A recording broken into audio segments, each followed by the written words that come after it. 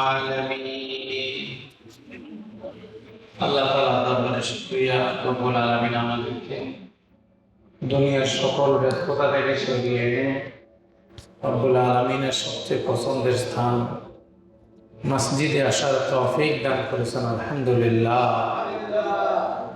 সম্মানিত হাজিরিন, আমরা রাসূল করিম সাল্লাল্লাহু আলাইহি সাল্লামের জীবনের ধারাবাহিক আলোচনা শুনে আসছিলাম।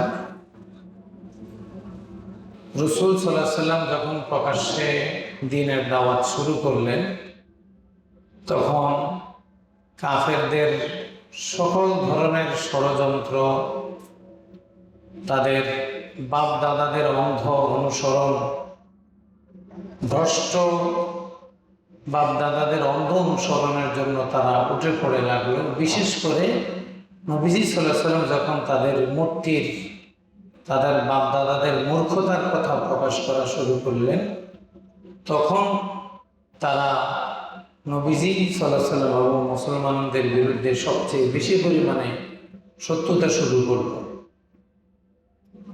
এই ধারাবাহিকতা তারা বিভিন্ন সময় বিভিন্নভাবে নবীজিকে তার দাওয়াতি মিশন থেকে সরানোর জন্য, বিরত রাখার জন্য বিভিন্নভাবে অপচেষ্টা করেছিল।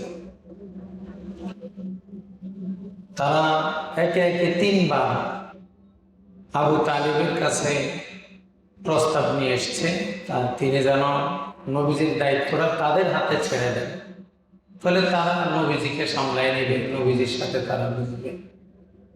কিন্তু আবু তালিব নিজ দায়িত্বে অনড় ছিলেন, তিনি দেননি। তারপরে তারা একত্রে বসে তাদের মধ্যে সবচেয়ে বড় কবি, বড় জ্যোতিষবিদ এবং জাদুবিদ্যায় পারদর্শী উতবা বিন রবিয়াকে নবীজির সাথে সমন্বয় করার জন্য পাঠালো। আমরা গত সিরাতের আলোচনায় বলেছি, সে বিভিন্ন প্রস্তাব দিয়েছিল নবীজিকে। নবীজি সাল্লাল্লাহু আলাইহি ওয়াসাল্লাম তার সকল প্রস্তাবের উত্তরে সূরা হামিম সাজদার প্রথম 13খানা আয়াত তেলাওয়াত করেছে। প্রথম 13টি আয়াত তেলাওয়াত করেছে। হামিম সাজদার 13টি আয়াত তেলাওয়াত করে নবীজি বললেন, আমি যা বলার আমি বলেছি, এবার আপনার যা ইচ্ছা আপনি তা করতে পারেন।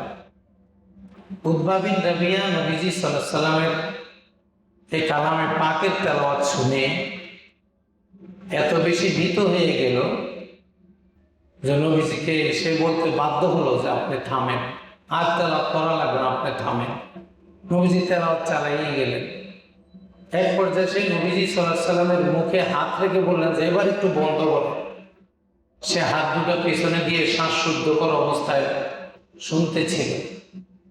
তার কোরআনের প্রভাব তার মধ্যে এমনভাবে গভীরভাবে প্রভাব ফেলছিল, সে শ্বাসরুদ্ধকর একটা পরিবেশ অনুভব করল। তারপরে উতবা বিন রবিয়া নবীজি সাল্লাল্লাহু আলাইহি ওয়াসাল্লামের তেলাওয়াত শুনে কুরাইশদের কাছে, এক বর্ণনা আসছে কুরাইশদের কাছে আসছেন, আরেক বর্ণনা এসেছে উতবা বিন রবিয়া নবীজির কোরআন তেলাওয়াত শুনে কুরাইশের কাছে না গিয়ে সোজা নিজের ঘরে চলে গেছে। কয়েকদিন সে কুরাইশদের সাথে আর দেখা সাক্ষাৎ করতে আসে নাই। তখন সবাই বুঝেছিল যে উতবা বিন রবিয়া হয়তো মুহাম্মদ সাল্লাল্লাহু আলাইহি ওয়াসাল্লামের ধর্ম গ্রহণ করেছে, আর সে হলো তাদের মধ্যে সবচেয়ে বড় জ্যোতিষবিদ, বড় জাদুবিদ্যায় সবচেয়ে বেশি পারদর্শী এবং সবচেয়ে বড় কবি, কাব্য বিদ্যায় অনেক আগানো ছিল। সে যদি মুহাম্মদ সাল্লাল্লাহু আলাইহি ওয়াসাল্লামের ভক্ত হয়ে যায়, তাহলে তো আমাদের সমাজের অনেক লোক বিধর্মী হয়ে যাবে। এটা মনে করেই কুরাইশরা অনেক পেরেশানিতে পড়ে গেল। অন্য বর্ণনা আসছে সে কুরাইশদের কাছে আসছে, এসে বললেন, হে কুরাইশরা, তোমরা আমার কথা মনোযোগ দিয়ে শোনো। আমি মুহাম্মদ সাল্লাল্লাহু আলাইহি ওয়াসাল্লামের কাছে যে কালাম শুনেছি, যে কথা শুনেছি, এগুলা মানুষ বা জিনের পক্ষে বানানো সম্ভব নয়। এগুলো কোনো কবিতাও নয়, এগুলো কোনো জাদুর মন্ত্রও নয়। আমি এইসব বিষয়ে পারদর্শী, আমি জানি। মুহাম্মদ সাল্লাল্লাহু আলাইহি ওয়াসাল্লাম যা বলছেন একান্ত ভিন্ন বিষয়। তোমরা তার পথ ছেড়ে দাও, তার বিরোধিতা করা বাদ দিয়ে দাও। তিনি আবার বুঝালেন, উতবা বিন রবিয়া আবার সবাইকে বুঝালো এভাবে, তোমরা তাকে বাধা দেওয়ার দরকার। তিনি যদি বাড়াবাড়ি করেন, আরবের অন্যান্য লোকেরা তাকে মেরে ফেলবে, তখন তোমাদের উদ্দেশ্য পূরণ হয়ে যাবে। তোমরা তার সাথে তো বাঁধানোর প্রয়োজন নেই। আর যদি তিনি বিজয়ী হন, রাষ্ট্র প্রতিষ্ঠা করেন, তাহলে তো তোমরাই মর্যাদাবান হবে, তোমরাই সেই রাষ্ট্রের দায়িত্বশীল হবে। এখন যেমন তোমাদের মর্যাদা সবার উপরে, তিনি যদি রাষ্ট্রীয়ভাবে প্রতিষ্ঠিত হন, তখনও তোমাদের মর্যাদা হবে সবার উপরে। এভাবে বোঝানোর কারণে মক্কার লোকেরা, কুরাইশরা তাকে বলা শুরু করলো, এই উতবাকে মুহাম্মদ সাল্লাল্লাহু আলাইহি সাল্লামের কথার জাদুতে পেয়েছে, কথার জাদুতে সে বশীভূত হয়েছে, এখন তার কথা আর শোনা যাবে না। আর অন্য বর্ণনায় আসছে উতবা ঘরে চলে গেছে। তখন তো সবাই চিন্তিত যে উতবা কোনো বেদিন হয়ে গেল নাকি, মুহাম্মদ সাল্লাল্লাহু আলাইহি সাল্লাম ধর্ম গ্রহণ করলো কিনা। তখন সবাই খুব পেরেশানিতে পড়লো। আবু জাহেল বলল, আমি বিষয়টা দেখছি। তখন তাকে বোঝানোর জন্য উতবার বাড়িতে গেল আবু জাহেল। তার সবার পক্ষ থেকে আবু জাহেল তার বাড়িতে গিয়ে তাকে বোঝানোর চেষ্টা করলো, তুমি কি মুহাম্মদ সাল্লাল্লাহু আলাইহি সাল্লামের সেই জাদুকরী কথায় মুগ্ধ হয়ে গেছ? তোমার জন্য আমরা সম্পদ জমা করতেছি, তোমার যত সম্পদ লাগবে, তুমি যদি মুহাম্মদ সাল্লাল্লাহু আলাইহি সাল্লামের কাছে মুহতাজ হয়ে যাও, আমরা তোমাকে সম্পদ দেব, তুমি তার কাছে যাওয়া লাগবে না, আমরা তোমাকে ধনী বানাবো। তখন উতবা বলল, সবাই জানে আমি মক্কার ধনী ব্যক্তিদের অন্যতম, আমার সম্পদের কোনো প্রয়োজন নাই। সে খুব ক্ষুব্ধ হয়ে গেল যে তার জন্য চাঁদা উঠানো হচ্ছে।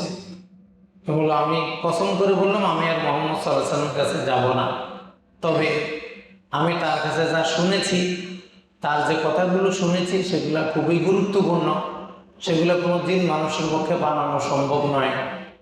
তার কথাগুলো জাদুও নয়, কবিতাও নয়, সাধারণ কোনো কবি সাহিত্যিকের কথার সাথেও তার কথা মিলে না।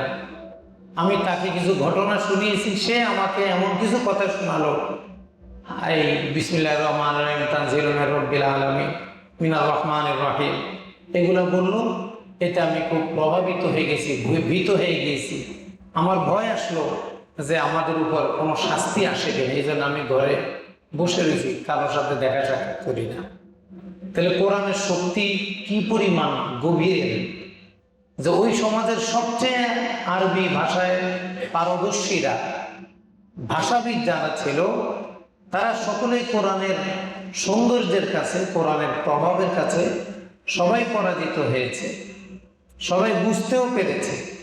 কিন্তু শুধুমাত্র গোঁড়ামির কারণে, হিংসার কারণে তারা ঈমান আনত না। কিন্তু তাদের মধ্যে যারা বিদ্বান ছিল, সকলেই কিন্তু বুঝতো নবীজি যা নিয়ে এসেছেন সব কিছুই সঠিক। এই উতবা বিন রবিয়া সে যখন লোকদের কাছে বলল যে আমি মুহাম্মদ সাল্লাল্লাহু আলাইহি সাল্লামের তেলাওয়াত শুনেছি, তবে শুধু একটা লাইন বুঝছি, আর বাকি কথাগুলো আমি বুঝি নাই, তোমাদেরকে শাস্তির ব্যাপারে আমি সতর্ক করছি, আদ এবং সামুদ জাতির শাস্তির মতো, এই কথাটা আমি বুঝছি, বাকি যেই আয়াত কথাগুলো বলছে ওগুলো আমি বুঝি নাই। তখন মক্কার কুরাইশরা বলল, কুরাইশের লোকরা বলল, ধ্বংস হও তুমি, মুহাম্মদ সাল্লাল্লাহু আলাইহি সাল্লাম তো তোমার সাথে আরবিতেই কথা বলেছেন, তুমি আরবি ভাষাবিদ, তিনি আরবিতে কথা বলেছেন, তো তুমি একটা লাইন বুঝছো, বাকিগুলো বুঝো না, এটা কেমন কথা? এখান থেকে আমরা বোঝাতে চাই যে কোরআনের মজা পাইতে হইলে আরবি ভাষার সর্বোচ্চ শিখরে উঠতে হবে। বর্তমানে মুসলমানদের শক্তিকে নষ্ট করার জন্য কিছু নাস্তিককে বাজারে ছেড়ে দেওয়া হয়েছে। তারা কোরআনের ভুল ধরে, তারা নবীজির ভুল ধরে, তারা ইসলামের ভুল ধরে, তারা সমালোচনা করে। এগুলা দ্বারা যারা বোকা মানুষ তারা প্রভাবিত হতে পারে। এই কাজগুলো তো মক্কার লোকেরাও করার চেষ্টা করছিল, কিন্তু তারা তো কোরআনের ভুল ধরতে পারে না, এবং তাদের মতো আরবি ভাষাবিদ পৃথিবীতে আর কোনোদিন আসবে না। কিয়ামতের আগে আর কোনোদিন কোরআন নাজিলের সময় যে আরবি ভাষার পণ্ডিত ছিল, কিয়ামতের আগে এত বেশি সংখ্যক, এত বড় মানের ভাষাবিদ এত বেশি সংখ্যক আর আসবে না। এই বড় বড় ভাষাবিদরা পরাজিত হয়ে গেছে কোরআনের ভাষার সামনে। এখন কোনো বোকা যদি বলে কোরআনে ভুল আছে, নবীজি জীবনীতে এটা ভুল আছে, হাদিসে এটা ভুল আছে, আল্লাহর এটা ভুল হয়েছে, তো ধরে নিতে হবে এই লোকটা অজ্ঞ, একেবারেই মূর্খ। কারণ জ্ঞানের বড় ধরনের স্তর যার পড়াশোনা হয় নাই, যার আয়ত্তে আসে নাই, সে এইসব ব্যাপারে কথা বলবে কেন? যাদের আয়ত্তে এসেছে তারাই তো মাথা অবনত করে বসে রয়েছে। এজন্য কেউ যদি কোরআনের বিরুদ্ধে বলে, নবীজির বিরুদ্ধে বলে, ইসলামের বিরুদ্ধে বলে, যুক্তি দাঁড় করিয়ে বলে, তখনই নিশ্চিত বুঝতে হবে এই লোকটা অজ্ঞ, মূর্খ, অথবা তার জন্মে কোনো ধরনের সমস্যা আছে। জন্মগত সমস্যা ছাড়া বুঝে শুনে এমনটা করে না, যেটা কোরআনের সামনে আসবে ওয়ালিদের আলোচনা। যে এই ধরনের সমস্যা যাদের হয় তারা শুধু ইচ্ছা করে প্রকাশ্যভাবে এগুলো বলে থাকে। এজন্য কোরআনের বিরুদ্ধে বললে এটার জবাব আমাদের দেওয়ার প্রয়োজন নেই, নবীজির বিরুদ্ধে বললে, ইসলামের বিরুদ্ধে বললে এটার জবাব দেওয়ার প্রয়োজন নেই। কারণ তার মূর্খতার কারণেই সে বিরোধিতা করে, তার জবাব আমরা দিতে যাব কেন? পৃথিবী বিখ্যাত ভাষাবিদরাই তো এখানে পরাজিত হয়ে গেছে, সে আবার কে কথা বলা? এজন্য অনেক সময় আমরা অনেকে ইউটিউবে, ফেসবুকে আল্লাহর বিরুদ্ধে, নবীর বিরুদ্ধে, ইসলামের বিরুদ্ধে কেউ কিছু বললে সেটা আমরা শুনি, আবার আরেকজনকে বলি। এটা মূলত শুনেই ঠিক না, কারো কাছে বলাও ঠিক না, প্রয়োজন নাই। তো ওর কি শিক্ষা আছে? ও কোন বিষয়ে শাস্ত্রজ্ঞ? ও কোন বিষয়ে পারদর্শিতা অর্জন করেছে? কোন বিশ্ববিদ্যালয় থেকে তাকে সেরা জ্ঞানীর উপাধি দিয়েছে? তাহলে তার কথার পিছনে আমরা পড়তে যাবো কেন? এটা আমাদের বোকার না। এই জন্য এগুলো খেয়াল রাখতে হবে আমাদেরকে, আমরা যেন কখনো বাতিলের প্রচারক হয়ে না যাই। উতবা বিন রবিয়া সে পরাজিত হলো নবীজির সাল্লাল্লাহু আলাইহি সাল্লামের কালামুল্লাহর সামনে, কোরআনে কারীমের সৌন্দর্যের সামনে সে পরাজিত হলো। আবু জাহেল বুঝালো, তারা এইভাবে একটা সমাধান করার চেষ্টা করলো। ইসলামের আরেকজন বড় দুশমন ছিল ওয়ালিদ বিন মুগিরা। ওয়ালিদ বিন মুগিরা ছিল মক্কার সবচেয়ে ধনী ব্যক্তি। কেমন ধনী? তার নগদ হাতে মুদ্রা ছিল 1,00,000 দিনার। ওই সময়টা আজ থেকে 1450 বছর আগে। কেমন মনে হয় যে 1,00,000 স্বর্ণ মুদ্রা তার কাছে নগদে ছিল, আরো ব্যবসায়িক মাল ছিল। তো ঐতিহাসিকগণ বলছেন তার সম্পদ কি পরিমাণ ছিল, এটা বোঝানোর জন্য একটা উদাহরণ এভাবে দেওয়া হতো যে মক্কার সকল লোকের সম্পদ যদি একত্র করা হতো তাহলে এটা হইতো ওয়ালিদ বিন মুগিরার সম্পদের সমান। অর্থাৎ সবার কাছে যে পরিমাণ সম্পদ ছিল, ওয়ালিদের কাছে একাই ওই পরিমাণ সম্পদ ছিল। এত বড় ধনী ছিল এই কারণে। এবং আরেকটা উদাহরণ দেওয়া হতো যে মক্কার সব লোক মিলে 1 বছর কাবা ঘরকে গিলাপ করাইত, পরের বছর ওয়ালিদ বিন মুগিরা একাই কাবা ঘরের গিলাপের আয়োজন করত। তাহলে তার অর্থ সম্পদের পরিমাণ কি পরিমাণ ছিল, কত বিশাল ছিল তার অর্থের স্তূপ। তার মধ্যে এত নিয়ামত আল্লাহ তাআলা দান করেছেন, তাহলে তার উচিত কি ছিল? সে আল্লাহর নিয়ামতের শুকরিয়া আদায় করে সে ইসলাম গ্রহণ করবে। এবং সে বড় মাপের একজন কবিও ছিল এবং তার 10টা পুত্র সন্তান ছিল। তার ব্যবসা এত বড় ছিল, এত সমৃদ্ধশালী ছিল, তার ব্যবসায়িক কাজের জন্য তার ছেলেদেরকে দূরে পাঠানোর প্রয়োজন হতো না। সে কর্মচারী দিয়ে বিভিন্ন দেশে তার আমদানি রপ্তানির কাজে ব্যবহার করতো ওয়ালিদ বিন মুগিরা। সে তার ছেলেদেরকে সাথে নিয়ে হাঁটতো, ঘুরতো, অহংকার করত। তার 10টা ছেলে মানে কি তার দেহরক্ষী, তার জন্য জীবন উৎসর্গকারী, আবার এত সম্পদ, এত সন্তান, সব মিলে আল্লাহ তাআলা তাকে অনেক নিয়ামত দান করেছেন। কিন্তু সে আল্লাহর নিয়ামতের শুকরিয়া আদায় করে নাই, বরং আল্লাহ রাসূল সাল্লাল্লাহু আলাইহি ওয়াসাল্লামের সাথে বিভিন্ন সময় দুশমনির মূল হোতা হিসেবে কাজ করত। একবার এই ওয়ালিদ বিন মুগিরা সে রাসূল সাল্লাল্লাহু আলাইহি ওয়াসাল্লামকে এসে বলছেন যে মুহাম্মদ সাল্লাল্লাহু আলাইহি ওয়াসাল্লাম আপনি আমাকে কোরআন শোনান।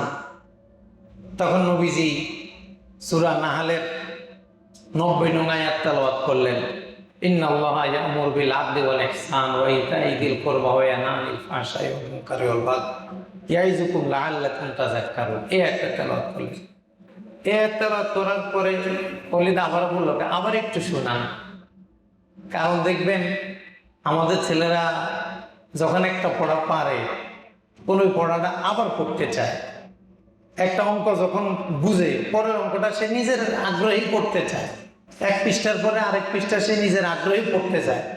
পড়াটা যখন সে বুঝে, পড়ার যখন সে মজা পায়। ওয়ালিদ বিন মুগিরা সে তো সেরা কবিদের একজন। সে যখন নবীজি সাল্লাল্লাহু আলাইহি ওয়াসাল্লাম থেকে মাত্র একটা আয়াত শুনলো, সে বলল আবার একটু পড়ে। নবীজি আবারও পড়লেন। তাহলে সে কি পরিমাণ মজা পাইতেছে, সে স্নিগ্ধ হচ্ছে, তৃপ্ত হচ্ছে কোরআনে কারিমের তেলাওয়াত থেকে। রাসূল সাল্লাল্লাহু আলাইহি ওয়াসাল্লাম সূরা গাফির যখন নাজিল হলো, তখন নবীজি হারাম শরীফে নামাজে তেলাওয়াত করতেছেন। ওয়ালিদ বিন মুগিরা নবীজির এই তেলাওয়াত শুনলো, মনোযোগ দিয়ে শুনলো। নবীজির এই তেলাওয়াত শুনে সে কুরাইশদের কাছে এসে বলল, কুরাইশগণ, আমি মুহাম্মদ সাল্লাল্লাহু আলাইহি সাল্লামের কালাম তেলাওয়াত শুনেছি। এটা কোনো মানুষ জিনের পক্ষে বানানো সম্ভব নয়।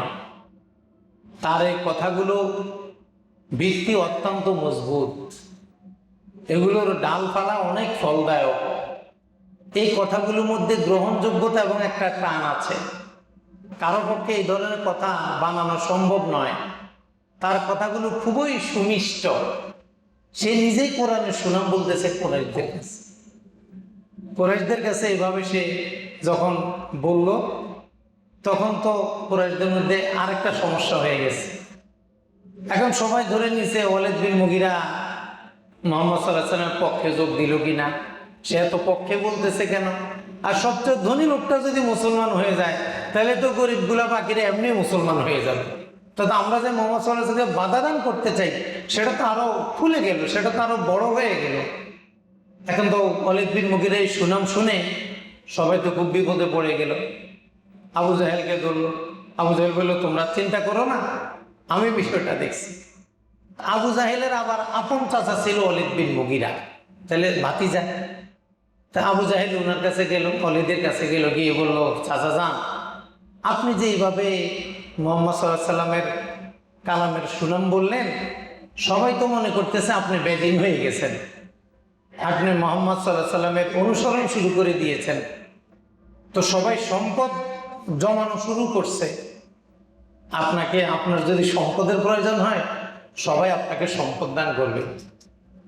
এখন বড় লোকরে কেউ যদি দান করে, মেজাজটা তো খারাপ হয় বেশি। কারণ গরিবরে দান করলে তো গরিবের আরো আরাম যে দান করতেছে। এখন শিল্পপতিরে কেউ যদি বলে, নেন আমি আপনাকে 10 টাকা দান করলাম, কিন্তু যদি শিল্পপতির মেজাজ খারাপ যে হয়েছে, কি করবে আল্লাহ জানে। এখন ওয়ালিদ বিন মুগিরার জন্য চাঁদা উঠানো হইতেছে। এটা আবার আবু জাহেল ওয়ালিদ বিন মুগিরাকে বলতেছে, মক্কার শ্রেষ্ঠ ধনীর জন্য চাঁদা উঠানো হচ্ছে। তখন সে তো মেজাজ খারাপ করে বলল যে, এগুলা কি বলছো? আমার জন্য তোমরা চাঁদা উঠাবা? তোমরা তো জানো আমি মক্কার সবচেয়ে ধনী, আমার অনেক জ্ঞান, আল্লাহ অনেক নিয়ামত আমার আছে, তোমরা এগুলো কি বলছো আমার সাথে? আবু জাহেল বলল, তাইলে আপনি এমন কিছু একটা বলেন যেটা দ্বারা বোঝা যায় আপনি মুহাম্মদ সাল্লাল্লাহু আলাইহি সাল্লামকে মানেন না। আপনি এমন কিছু একটা বলেন। এইভাবে যখন বারবার আবু জাহেল পিড়াপিড়ি শুরু করলো, তখন মুগিরা, ওয়ালিদ বিন মুগিরা আবার আগের মতো প্রশংসা শুরু করলো, শোনো ভাতিজা, তোমাকে কি বলবো, আসলে মুহাম্মদ সাল্লাল্লাহু আলাইহি সাল্লাম যে কথাগুলো বলেন, কথাগুলো অনেক সুমিষ্ট, এগুলার ভিত্তি অনেক মজবুত, এগুলার ডালপালা শাখা প্রশাখা অনেক ফলদায়ক, এগুলোর মধ্যে একটা গ্রহণযোগ্যতা, একটা টান আছে। আমি তোমাকে কি বলবো এগুলা নিয়ে? আবু জাহেল বলবো, না, আপনি একটা কিছু বলতে হবে যেটা দ্বারা বোঝা যায় আপনি মুহাম্মদ সাল্লাল্লাহু আলাইহি সাল্লামকে অনুসরণ করেন না, আপনি এখনো বিধর্মী হন না, এমন কিছু একটা আপনাকে বলতে হবে। তখন ওয়ালিদ বিন মুগিরা বলল, ঠিক আছে, আমাকে একটু ভাবতে দাও, আমি একটু চিন্তা করি কি করব, কোন দিকে যাব, আমি কি মুহাম্মদ সাল্লাল্লাহু আলাইহি সাল্লামের দিকে যাব নাকি তোমাদের দিকে, একটু ভাবতে দাও, চিন্তা। সে অনেকক্ষণ একাকি চুপ করে রইল। চিন্তা ফিকির করার পরে কিছুক্ষণ পরে সে বলল, হাজা সেহরু ইউসার, এটা হলো পরম্পরায় আগত জাদু, যা একজন আরেকজন থেকে নিয়ে আসে, সে কোরআনকে জাদু বলে দিল। যখন সে কোরআনকে জাদু বলছে, এবার কাফেরদের সাথে মিলছে। এখন সবাই বললো না, তাহলে মুগিরা এখনো আমাদের ধর্মে, পলিথিন মুগিরা এখন আমাদের ধর্মে আছে। এই যে সে কোরআনকে বুঝতে পেরেছে, হৃদয় দিয়ে ধারণ করতে পেরেছে, শতভাগ বুঝতে পেরেছে, এটা মানুষের জিনের বানানো জাদু, কবিতা, জ্যোতিষ কিছুই নয়। এরপরও সে ইচ্ছা করে নবীজির কাছে বর্ষতা স্বীকার করতে রাজি হয় নাই। কারণ মক্কার লোকদের মধ্যে মর্যাদার একটা প্রতিযোগিতা থাকতো। মর্যাদা। আমি এলাম মক্কার শ্রেষ্ঠ ধনী, আমি যদি মোহাম্মদ সাল্লাল্লাহু আলাইহি ওয়াসাল্লামের কাছে বায়াত হই, মুসলমান হই, তাহলে উনি তো মর্যাদাবান হয়ে যায়, আমার আর শ্রেষ্ঠত্ব থাকে না। এই ইগুটা, এই মর্যাদা বোধটা, এই গোড়ামিটা তাদেরকে হেদায়েত থেকে অনেক দূরে সরাই দিছে।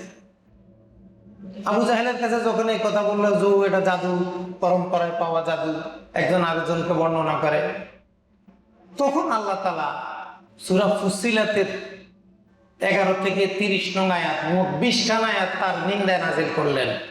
যারনি মান খলাকতু ওয়াহিদা ওয়া জাআলতু লাহু মালাম মামদুদা ওয়া বানিনা শুহুদা ওয়া মাহাদতু লাহু তামহিদা।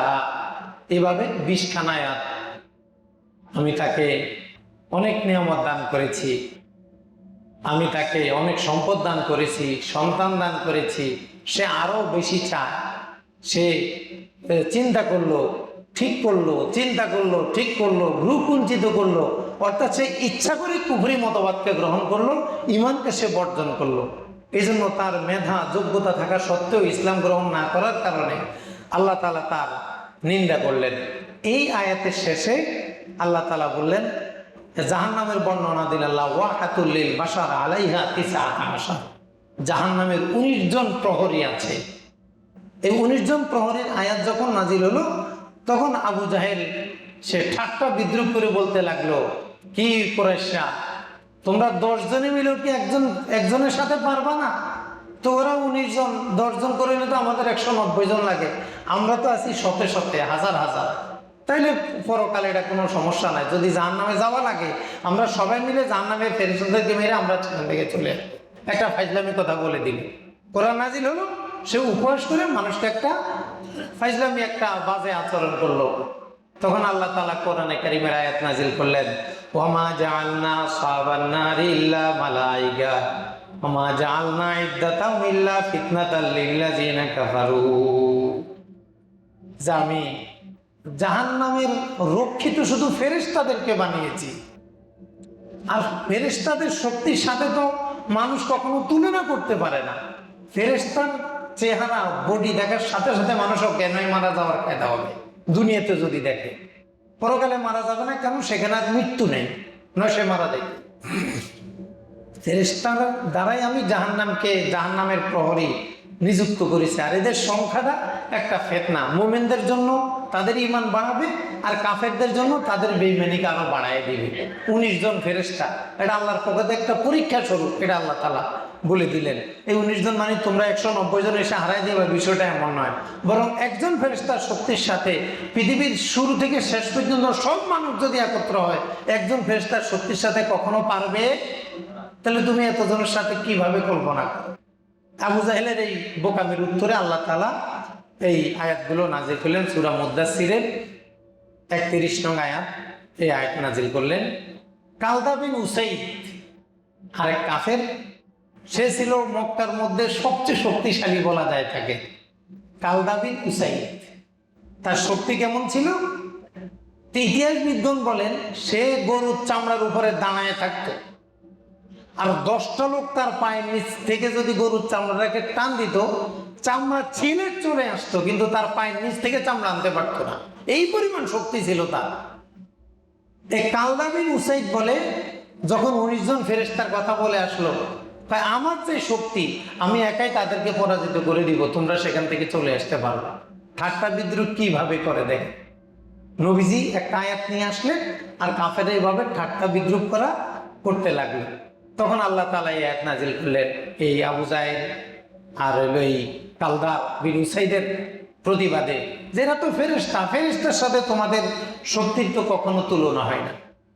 তাহলে নবীজিকে তারা সর্বতোভাবে সকল দিক থেকে চেষ্টা করলো কিভাবে দাওয়াত থেকে মুহাম্মদ সাল্লাল্লাহু আলাইহি সাল্লামকে বিরত রাখা যায়, কোনোভাবেই পারলো না। এখন আরেকটা সমস্যা তাদের সামনে আসছে, মক্কার কাফেরদের সামনে, সেটা হলো এতদিন তো গেছে আমাদের মাঝে, এখন সামনে আসতেছে হজের সিজন।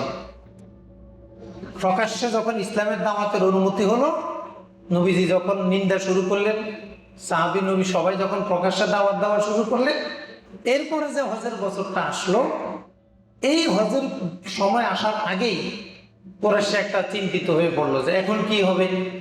এতদিন তো তিনি আমাদের কাছে দাওয়াত দিতেন, এখন তো বিভিন্ন আরবের বিভিন্ন গোত্র থেকে, পৃথিবীর বিভিন্ন প্রান্ত থেকে লোক আসবে, এখন তো তিনি সবার কাছে দাওয়াত দেওয়া শুরু করবেন। এই খালিদ বিন মুগীরা সকল নেতৃত্ব পর্যায়ে যারা ছিল সবাইকে ডাকলো, তাড়াতাড়ি বসো, হজের সিজন আসতেছে, এখনো যদি আমরা একটা সিদ্ধান্তে আসতে না পারি তাহলে মুহাম্মদ সাল্লাল্লাহু আলাইহি ওয়াসাল্লামের ধর্মের কথা সারা পৃথিবীতে ছড়িয়ে যাবে, পুরো আরবে ছড়িয়ে যাবে, তোমরা তাড়াতাড়ি আসো। সবাইকে নিয়ে বসছে, যত সর্দার আছে সব গোত্রপতি সবাইকে নিয়ে বসলো যে হজের সিজনের আগে আমাদের সবার একটা কথা হতে হবে। এখন মুহাম্মদ সাল্লাল্লাহু আলাইহি ওয়াসাল্লামের বিরুদ্ধে তুমি এক কথা, আমি এক কথা, আরেকজন আরেক কথা যদি বলি, তাহলে আগন্তুক মানুষ যারা এরা বুঝে ফেলবে আমরা আসলে তার শত্রুতা করতেছি। কিন্তু আমরা সবাই মিলে যখন একটা কথা বলা শুরু করব, তখন সবাই বুঝবে যে আমরা সঠিক, সে ভুল। তথ্য সন্ত্রাস, মিডিয়া সন্ত্রাস, সংবাদ সন্ত্রাস শুধু এই যুগে না, ওই যুগেও ছিল। আজকে সংবাদপত্র, electric media, print media, Facebook, YouTube সহ যত মিডিয়া আছে, সব মিডিয়াতে কি হয়, পত্রিকার স্লোগান যেটাই হোক না কেন, পত্রিকা তো চলে সম্পাদকের রুচি অনুযায়ী। সম্পাদক যেমন হবে পত্রিকার খবরগুলো তেমন হবে। সম্পাদক যদি নাস্তিক হয়, কাফের হয়, বেঈমান হয়, কাফের মার্কা মুনাফেক হয়, কাফের মার্কা মুনাফেক বুঝেননি, অর্থাৎ যে লোকটা মূলত কাফের কিন্তু দেশের সুবিধা নেওয়ার জন্য ইসলাম মুসলমানের শব্দ বা এগুলা কিছু কিছু ব্যবহার করে, মূলত সে কাফের, এটা হলো কাফের মার্কা মুসলমান। কারণ সম্পাদক যদি কাফের মার্কা মুসলমান হয়, তার পত্রিকা থেকে তো কুফরি আসবে, কাফেরদের পক্ষে আসবে, এটা তো আজীব কিছু না। সে তো ইসলামের বিরুদ্ধে, দেশের বিরুদ্ধে সবসময় ষড়যন্ত্র চালাইয়া যাবে। এই যে তথ্য সন্ত্রাস, মিডিয়া সন্ত্রাস, মক্কার কাফেরের এবার মিডিয়া সন্ত্রাস শুরু করলো যে মুহাম্মদ সাল্লাল্লাহু আলাইহি ওয়াসাল্লামকে থেকে বাঁচাতে হলে এবার মিডিয়া ঠিক করতে হবে। তো সবাই মিলে বসছে, মিডিয়ার মধ্যে কোন কথা প্রচার করবে। দেখেন না, আমরা যখন সংবাদ শোনা শুরু করি, হ্যাঁ, সংবাদপত্রের নাকি একটা সূত্র আছে, একটা মিথ্যা কথাকে 10 বার বললে এটা সত্য হয়ে যায়। মিথ্যা কথা একটাকে কয়বার বলতে হবে? 10 বার।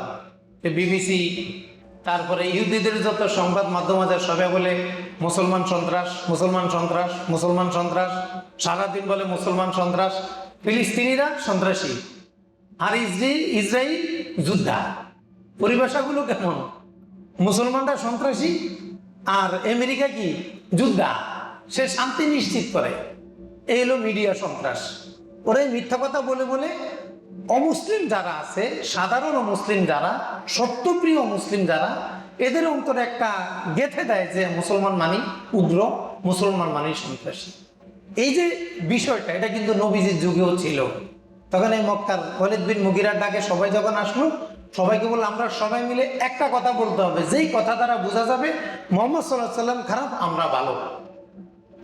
তখন সবাই বললো, ওই খালিদ বিন মুগীরা হলো ওই মজলিসের মধ্যে বয়সে সবচেয়ে বড়, তো এই জন্য সে ছিল সভাপতি, মজলিসের সভাপতি।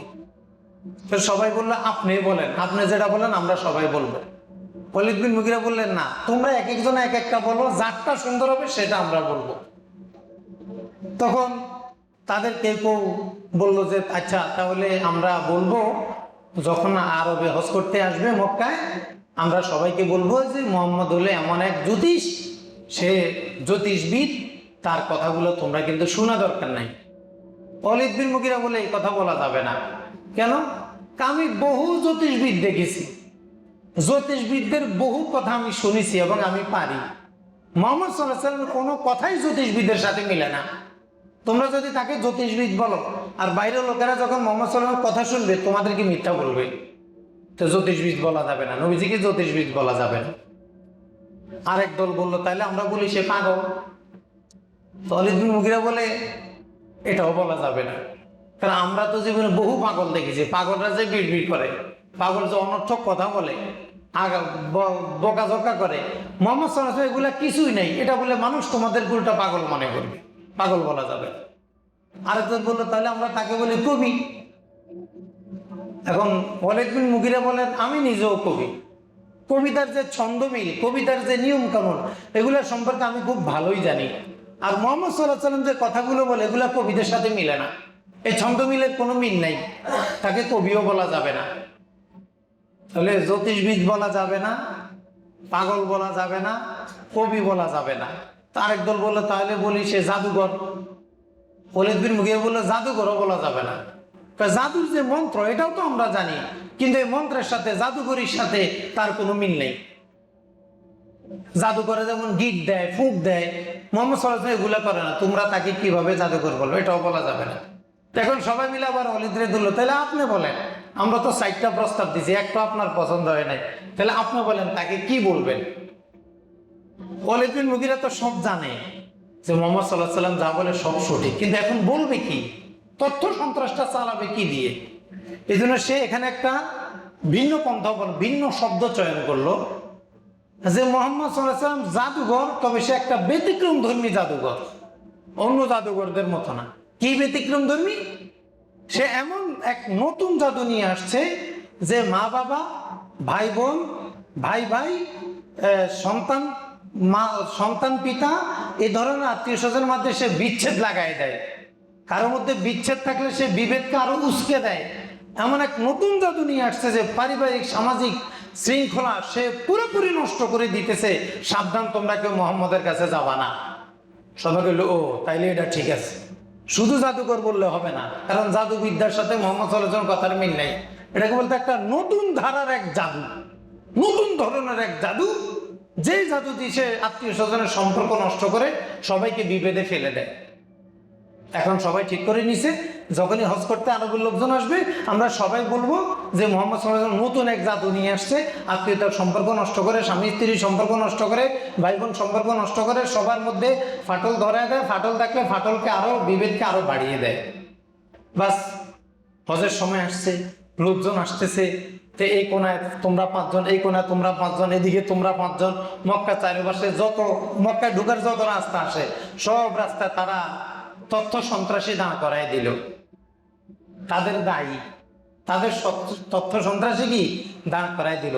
এখন যখন লোক আছে, হ্যাঁ কেমন আছো, ভালো আছেন, আরে ভাই মক্কা শরীফে আসছেন, হজ করতে আসেন, খুব গুরুত্বপূর্ণ জায়গা, আপনি খুব ভালো মানুষ, এভাবে ফটাই ফুটে শেষে একখান কথা কি, আমাদের এখানে একটা সমস্যা হইতেছে নতুন করে, এটা তো আপনারা জানেন না, সেটা হলো একটা লোক আছে, সে একটা নতুন জাদু নিয়ে আসছে, এটা দিয়ে পারিবারিক সামাজিক শৃঙ্খলা নষ্ট করতেছে, খুব খারাপ, খুব খারাপ, সাবধান, তার কাছে যাওয়া যাবে না।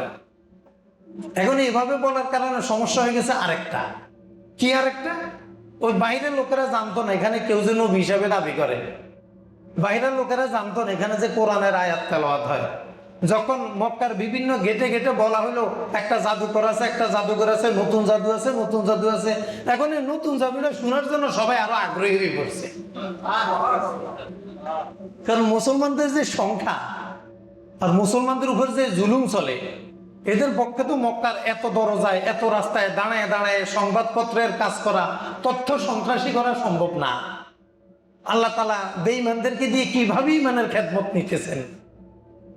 এখন তো সবাই এদের সাথে হওয়া করে আর মনে মনে খুঁজতে আছে ওই জাদুঘরটা কোথায়, কোথায় রে, নতুন জাদু দেখবো রে, নতুন জাদু। এই খুঁজে খুঁজে নবীর কাছে আসে, নবীজির তেলাওয়াত শুনে মুসলমান হয়ে যায়, ভিতরে ভিতরে ঈমান নিয়ে হজ করে যার যার বাস। এখন ভিতরে ভিতরে অনেক মুসলমান হয়ে গেছে। হজের সিজন যখন শেষ হলো সবাই মুসলমান হয়ে যার যার এলাকায় ইসলামের দাওয়াত দেওয়া শুরু করছে। দিছিল জল পড়া, হয়ে গেছে কপাল পড়া। নবীজিকে দমানোর জন্য তারা যে সাধনা করলো সেটা তো পুরাটাই নষ্ট হয়ে গেল। এখন তো হজের সিজনে পুরাপুরি চারিদিকে ছড়াছড়ি, এখন এমন ছড়ানো হইতেছে একবারে চারিদিকে, এখন তো আরো বড় বিপদ। এখন তাদের যে সমস্যাটা নবীজিকে নিয়ে, তারা এখন বিভিন্ন এবার কোরআনকে নিয়ে আপত্তি করা শুরু করলো। কোনো কিছু তার ঠেকার মতো যাইতেছে না। এখন তারা কোরআনকে নিয়ে আপত্তি করে কথা বলা শুরু করলো বিভিন্নভাবে, যে কোরআনকে তারা কবির কথা বলে, গণকের কথা বলে, জাদুঘরের কথা বলে। আল্লাহ তাআলা তাদের প্রতিবাদ করলেন। এরপরে তারা কোরআনকে বিভিন্নভাবে যখন কথা বলা শুরু করলো, তখন আল্লাহ তাআলা তাদেরকে চ্যালেঞ্জ দিলেন, এই তোমরা কোরআনকে বলতেছো মানুষের কথা, কোরআনকে বলতেছো কবিতা, কোরআনকে বলতেছো জাদু। তো ঠিক আছে, তোমরাও তো জাদু বিদ্যায় পারদর্শী, তোমরা তো কবিতা বিদ্যায় পারদর্শী, তোমরা তো জ্যোতিষ বিদ্যায় পারদর্শী, তাহলে তোমরা জিন ইনসান সবাই মিলে কোরআনের মতো একটা গ্রন্থ বানায় নিয়ে আসো। আল্লাহ তাআলা চ্যালেঞ্জ ছড়িয়ে দিলেন সূরা তুরের 29 থেকে 32 নং আয়াতের মধ্যে। তারা নবীজিকে যখন পাগল বললো, এটার জবাব আল্লাহ তাআলা এই সূরার মধ্যে উত্তর দিয়ে দিলেন, যে সূরা তুরের মধ্যে, যে আপনাকে তারা পাগল বলতেছে, আপনি পাগল নন, আপনি গণক নন, আপনি জাদুকর নন। তারা যখনই নবীজিকে কোনো কথা বলে, তখনই আল্লাহ তাআলা তাদেরকে আল্লাহ তাআলা নিজেই নবীজির পক্ষে তাদেরকে উত্তর দিয়ে দেন। এরপরে যখন ওই বাইরের লোকেরা আসলো, যে নবীজির কাছে যাইতেছে, এখন আবু জাহেল তো পড়ছে আরেক বিপদে। এখন আবু জাহেল আরেকটা ষড়যন্ত্র করলো। যারা নবীজির কাছে যাওয়ার আগ্রহ দেখতেছে, তাদেরকে বলতেছে, শোনো, তার কাছে যাওয়া লাগবে না। তার মতে এই লোকটা মদকে হারাম বলে, ব্যভিচারকে হারাম বলে, আমাদের বহু প্রথাকে হারাম বলে। এগুলো যদি হারাম হয়ে থাকে, গুনাহ হয়, ওই গুনাহগুলো আমরা নিব, তোমরা তার কাছে যাওয়া দরকার নাই। কি শয়তানের শয়তান! এখন কোনোভাবে তো পারতেছে না, তো নবীজির বিরুদ্ধে লাগার জন্য সে বলতেছে, তোমাদের গুনাহ আমি নেব। এই আবু জাহেলের আচরণকে কেন্দ্র করে আল্লাহ তাআলা সূরা আনকাবুতের 13 নং আয়াতে বললেন, ওয়ালা ইয়াহমিলুন্না আসকালাহুম ওয়া আসকালাম মা আসকালিহিম। এরা নিজেদের গুনাহের বোঝার সাথে অন্যদের গুনাহের বোঝাও বহন করবে বলে। এদের কি এত শখ, জাহান্নামের এত কিছু করা, এত কষ্ট সহ্য করা এদের পক্ষে কি করে সম্ভব? তাহলে যখন কুরাইশরা সব দিক থেকে পরাজিত হয়ে গেল, কোনোভাবেই তারা পারতেছে না, কোনোভাবেই তারা নবীজিকে রুখতে পারতেছে না, বুঝাইতে পারতেছে না, মানুষদেরকে বুঝাইতে পারতেছে না। দিন দিন মুসলমানের সংখ্যা বাড়তেছে, বাইরে ইসলামের দাওয়াত যাইতেছে। এর মধ্যে আর একটা ঘটনা ঘটে গেল, যে আরবরা তো আসলে ওই কুরাইশদের যারা বড় কবি ছিলেন, তারা তো আরবি ভাষায়, কবিতা বিদ্যায় যথেষ্ট পারদর্শী। এজন্য যখন কোরআন তেলাওয়াত শুনতো, কোরআন নাজিল হতো, তারা শোনার জন্য আগ্রহী হতো। এত সুন্দর ভাষা, আমরা তো পারি না। এজন্য আবু জাহেল, আবু সুফিয়ান, আখনাস, এই বড় বড় এরা কোরআন শোনার জন্য পাগল হয়ে থাকতো। এরা বড় কবি ছিল। নবীজি সাল্লাল্লাহু আলাইহি ওয়াসাল্লাম যখন রাতের বেলা তাহাজ্জুদে কোরআন তেলাওয়াত করতেন, এরা গোপনে গোপনে নবীজির ঘরের কোনায় গিয়ে কোরআন তেলাওয়াত শুনতো। আপনি চিন্তা করছেন কোরআনের আকর্ষণটা কি পরিমাণ? যারা সারাদিন কোরআনের বিরুদ্ধে বলে, নবীর বিরুদ্ধে বলে, এরা রাতের বেলায় কোরআন শোনার জন্য নবীজির ঘরের কোণে গিয়ে বসে থাকতো। কিন্তু দুঃখের বিষয় হলো, আফসোস হলো, ওরা যখন কোরআন তেলাওয়াত শুনে শোবে সাদিকের সময় নবীজির তেলাওয়াত শেষ হলো, ওরা যখন আসতে লইছে, তিনজনের সাথে দেখা। রে কেমন দেখা, ইন্নারে আমরা না সারাদিন কোরআনের বিরুদ্ধে বলি, এখন তো জিভ দেখা মর, আখনাস, আবু জাহেল, আবু সুফিয়ান, তাইলে এটা আমাদের ঠিক হয় না, কোরআন শোনা ঠিক হয় নাই, ঠিক আছে আমরা আর কোনোদিন কোরআন শুনতে আসবো না। আবার পরের দিন পর থেকে চিন্তা করলে, আমরা যদি আজকে শপথ করছি, আজকে তো বাকি দুইজন যাবে না, তাহলে আমি যাই। ও মনে করতেছে বাকি দুইজন যাবে, আমি যাই। তিনজনে আবার তিন কোনায় নবীজির কোরআন তেলাওয়াত গভীর রাতে শোনার জন্য গেল। আবার সকালবেলা আবার দেখা হয়ে গেল, হায় খাইছে তো, আবার শপথ করছে, না না না আমরা আর আসবো না। এই রাতে মনে করছো যে আজকে তো কেউ যাবে না, যেহেতু 2 মাস শপথ হয়ে গেছে, আজকে তো যাওয়ার কোনো সুযোগই না, তাহলে আজকে আমি নিরিবিলি শুনে আসি। তিনোটাই এইরকম মনে করে তিনোটাই গেছে, যার ফলে আসার সময় আবার দেখা হয়েছে। আপনি বুঝতে পারছেন কোরআনের আকর্ষণটা কেমন? এই কোরআনকে আপনি ঘরের কোনায় বন্দি করে রেখে দিয়েছেন।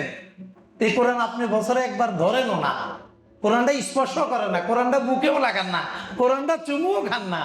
আর এই কোরআন তেলাওয়াত শোনার জন্য কাফেররা কিভাবে শপথ ভঙ্গ করতে দেখেন।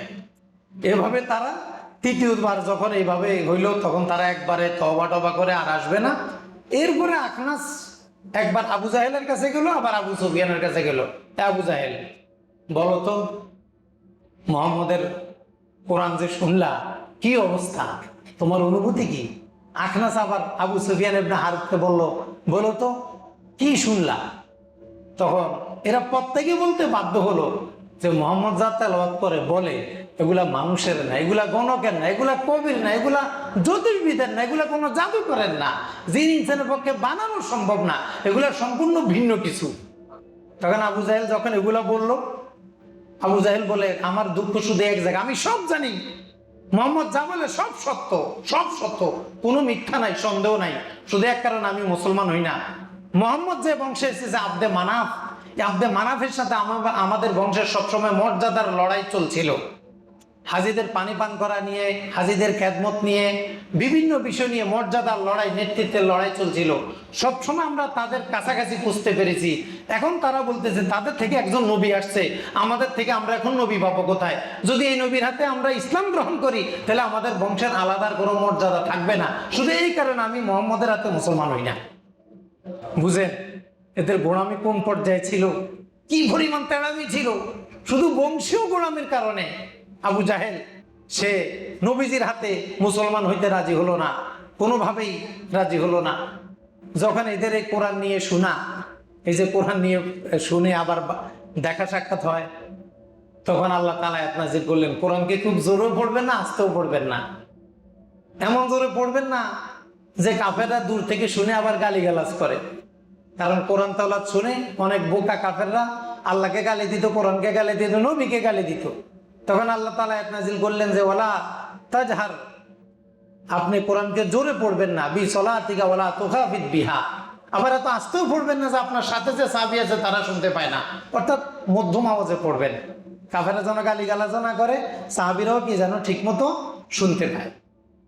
এই হলো রাসূল সাল্লাল্লাহু আলাইহি সাল্লামের যখন প্রকাশ্যে দ্বীনের দাওয়াত দেওয়া শুরু করলেন, কাফেরদের সাথে কোরআনের গভীরতম সম্পর্ক এইভাবে হলো। কিন্তু হেদায়েত কার হাতে? বলেন হেদায়েত কার হাতে? আল্লাহর হাতে।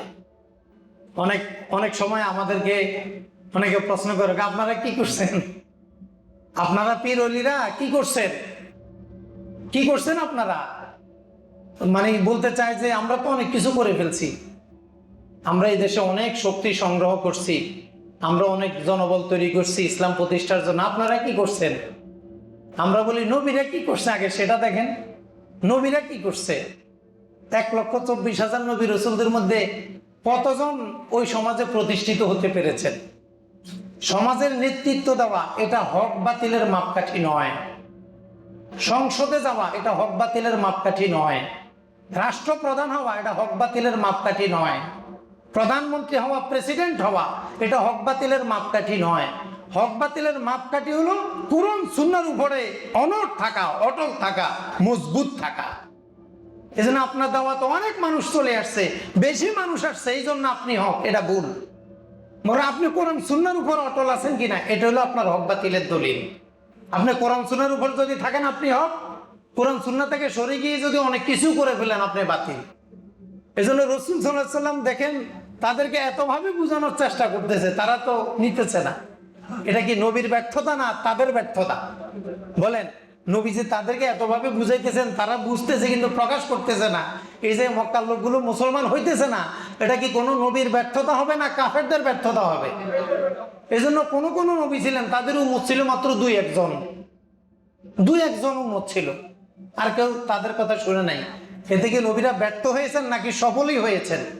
কেন সফল হয়েছেন?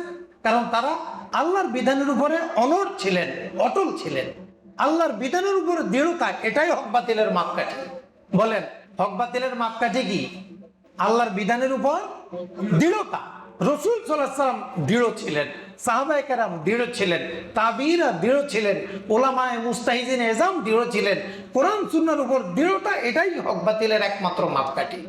কাফেররা এইভাবে এত কিছু করলো, কিন্তু এখান থেকে আমাদের শেখার বিষয় হলো কাফেররা কোরআন শোনার জন্য রাতের বেলা গিয়ে বসে থাকতো, আর আমরা আমাদের ঘরে একটু কোরআন তেলাওয়াতের ব্যবস্থা করি না।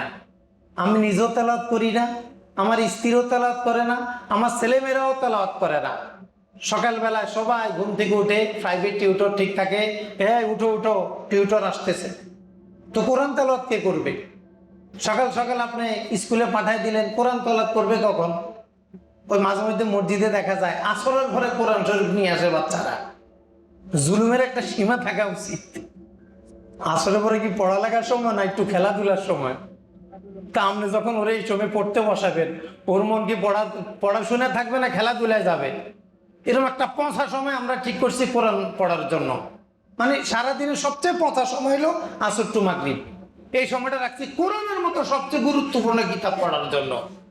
তো পড়ে তো আনাবো, আনাকুম বানাকুম তানাকুম সানাকুম আগডুম বাগডুম পড়ি টড়ি বাড়ছে। হুজুরও একসাথে পড়ায় 50 জন 30 জন রে দিব 50 টাকা, বেচারা করবে কি? তাই কি হয় না হয় কিছুই জানে না। এটা হলো কোরআনের সাথে আমাদের আচরণ। আর কাফেরদের আচরণ কি ছিল? রাতের ঘুম মাইক দিয়ে নবীজির তেলাওয়াত শুনতে যাইতো। এই জন্য আমাদের ঠিক করা দরকার, আমরা কোরআনের কাছাকাছি আসবো। সবাই নিয়ত করেন এখন থেকে আমরা কোরআনের কাছাকাছি থাকবো। কি ভাই, নিয়ত করা যায় না ইনশাল্লাহ? কোরআন তেলাওয়াত করতে পারেন আর না পারেন, কোরআনটা কমপক্ষে ওযু করে হাত দিয়ে ধরবেন।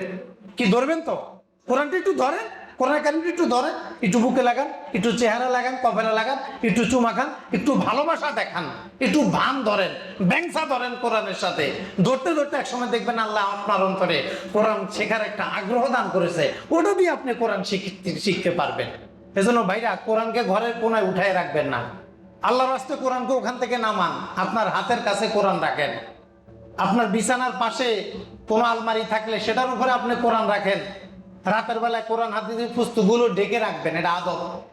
রাতের বেলায় ঘরে যদি কোরআন শরীফ থাকে, হাদিসের বই থাকে, এগুলাকে ঢেকে রাখবেন, এটা আদব।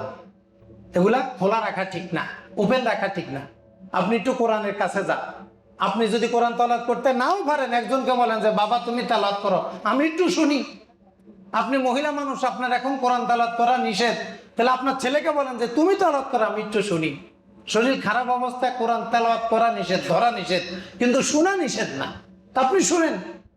আপনি ঘরের মধ্যে ট্যাপ রেকর্ডার রাখেন, আপনি কোরআন তেলাওয়াত গুলো মনোযোগ দিয়ে শুনেন। এক সময় দেখবেন আমাদের অন্তরে কোরআনের আগ্রহ আসবে, ভালোবাসা আসবে।